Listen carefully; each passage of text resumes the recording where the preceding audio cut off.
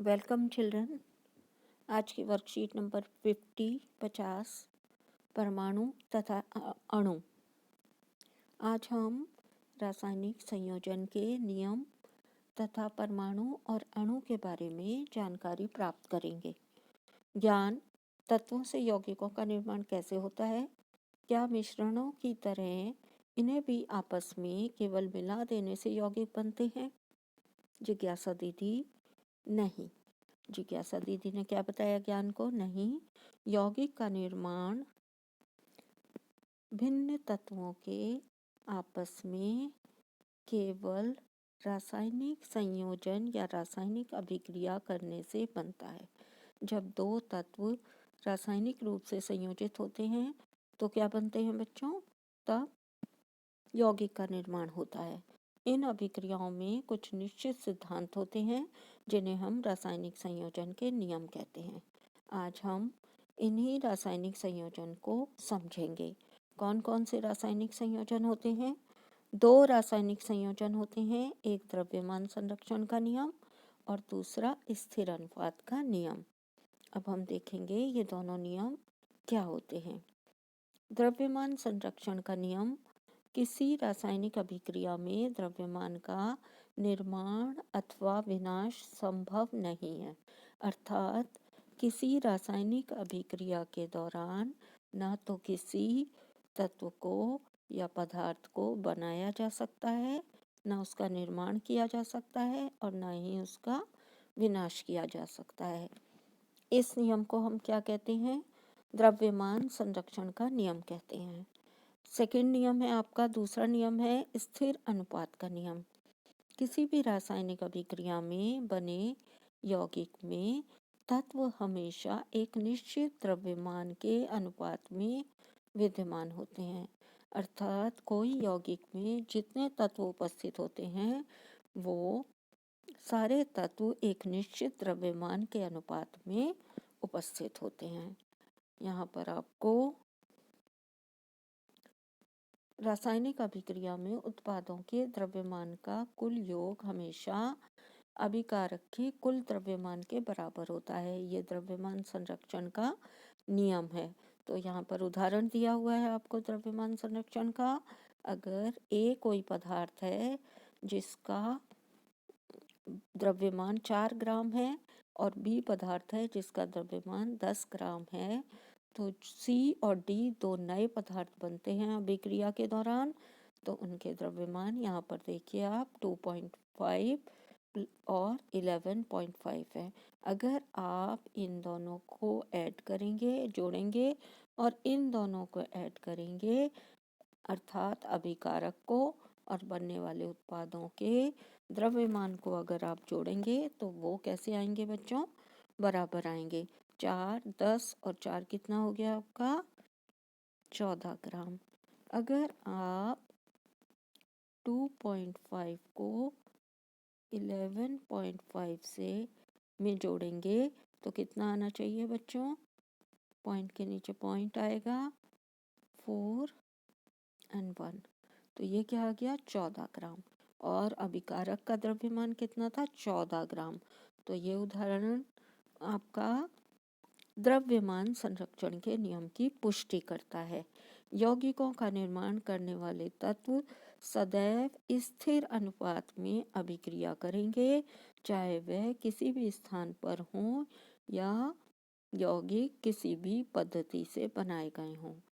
एक अर्थात यौगिक में जो तत्व उपस्थित होते हैं वो एक निश्चित द्रव्य स्थिर अनुपात में उपस्थित होते हैं। उनका अनुपात हमेशा निश्चित रहता है, चाहे वे किसी भी स्थान से प्राप्त किए गए हों। एक रासायनिक पदार्थ या यौगिक में उसे बनाने वाले तत्व सदैव द्रव्यमान के एक निश्चित या एक स्थिर अनुपात में उपस्थित होते हैं। ये क्या है आपका? स्थिर अनुपात का नियम। यहाँ पर आपको एक उदाहरण देकर समझाया गया है। यौगिक जल H2O का निर्माण करने के लिए हाइड्रोजन और ऑक्सीजन के तत्व अपने द्रव्यमानों के स्थिर अनुपात अथवा 1:8 में अभिक्रिया करते हैं। अर्थात 1 अनुपात किसका है, हाइड्रोजन का, और 8 अनुपात किसका है, वो है आपकी ऑक्सीजन का। जब हम 1 ग्राम हाइड्रोजन से जल बनाने के लिए 8 ग्राम ऑक्सीजन की क्रिया कराते हैं तो कितने ग्राम हमें जल मिलेगा बच्चों, 9 ग्राम। और इनका अनुपात क्या होगा, 1:8। तो 1 ग्राम हाइड्रोजन से जल बनाने के लिए 8 ग्राम ऑक्सीजन की, और 2 ग्राम हाइड्रोजन से जल बनाने के लिए हमें कितने ग्राम ऑक्सीजन की ज़रूरत होगी बच्चों। अगर हम 2 ग्राम हाइड्रोजन लेंगे तो हमें ऑक्सीजन की 16 ग्राम की आवश्यकता होगी। तो चाहे आप ऑक्सीजन की उपस्थित मात्रा कितनी भी हो, ऑक्सीजन और हाइड्रोजन की बनाने के लिए, हाइड्रोजन और ऑक्सीजन से जल बनाने के लिए जो हाइड्रोजन और ऑक्सीजन का अनुपात है वो 1:8 होगा। 1 अनुपात 8 ही होगा। यहाँ पर देखिए आप 2:16 को अगर काटेंगे, 2 एकम 2, 2 अट्ठे 16, तो ये कितना आ जाएगा, 1:1:8। अर्थात जल के निर्माण में हाइड्रोजन और ऑक्सीजन के तत्व अपने द्रव्यमानों के स्थिर अनुपात में अर्थात 1:8 में उपस्थित होते हैं। यहाँ पर आपको कार्बन डाइऑक्साइड, यौगिक कार्बन डाइऑक्साइड का उदाहरण दिया गया है।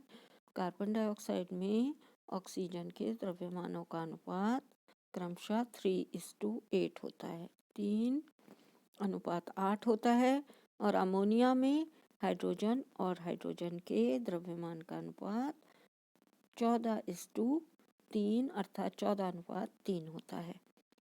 अब हम प्रश्नों के उत्तर करेंगे। रासायनिक संयोजन के 2 नियम लिखिए बच्चों। रासायनिक संयोजन के 2 नियम कौन कौन से हैं। रासायनिक संयोजन के 2 नियम हैं। नंबर 1 द्रव्यमान संरक्षण का नियम, और नंबर 2 स्थिर अनुपात का नियम। द्रव्यमान संरक्षण का नियम आपका क्या कहता है, किसी भी अभिक्रिया में, रासायनिक अभिक्रिया में द्रव्यमान का निर्माण अथवा विनाश संभव नहीं है। और दूसरा नियम कौन सा है, स्थिर अनुपात का नियम। किसी भी रासायनिक अभिक्रिया में बने यौगिक में तत्व हमेशा एक निश्चित द्रव्यमानों के अनुपात में विद्यमान होते हैं।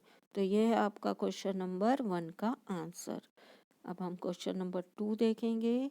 क्वेश्चन नंबर 2 में आपको पूछा गया है, क्या 2 विभिन्न स्थानों से लिए गए शुद्ध जल की रासायनिक संरचना में कोई भिन्नता हो सकती है, समझाइए।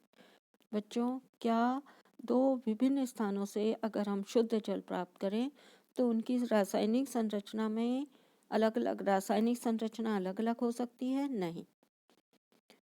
ऐसा क्यों होता है?